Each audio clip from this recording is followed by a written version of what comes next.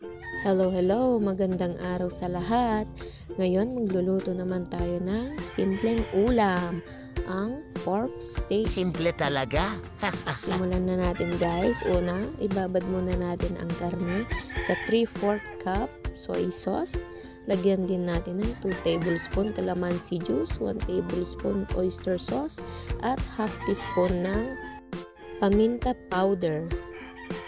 Na guys, at halu-haluin lang natin to hanggang sa mahalo lahat ng ingredients sa ating karne. Ibabad lang natin to ng 1 oras o di kaya magdamag, mas maganda. Pagkatapos nyan, ipiprito lang natin siya. Ayan, maglagay tayo ng mantika at ipiprito natin.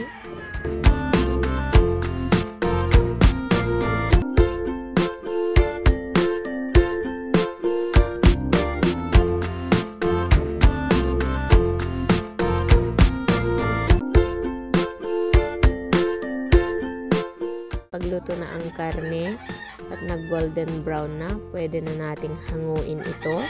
Itabi muna natin ito. Ayan.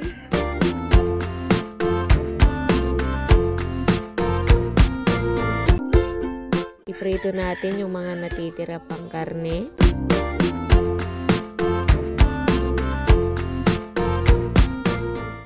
Tapos na tayong magprito. Sa pinagprituhan natin, ilalagay na natin ang sibuyas. Halu-haluin lang natin to.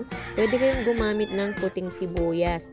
Wala lang kasi akong available, kaya yung red na sibuyas ang aking ginamit. Ayan, halu-haluin lang natin siya guys. At ilalagay natin yung pinagmarinitan natin na natirang sauce. Lagyan din natin ng 2 tablespoon brown sugar. Halu-haluin lang natin ito. At ilagay na natin yung natirang sibuyas guys. Hiniwa lang natin ng pabilog para mas magandang tingnan. O, diba? Halu-haluin lang natin. At papakuluan lang natin ito guys hanggang sa lumambot ang karne.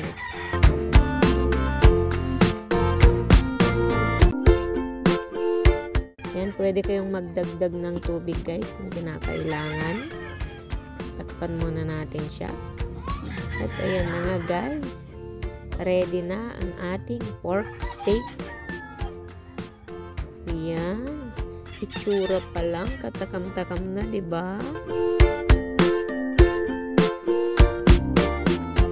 Ayan guys. Ilagay na natin sa lagayan. At pwede na nating iserve ito. Ayan. At kung nagustuhan nyo ang video ito, please like, comment, and share. Thank you for watching.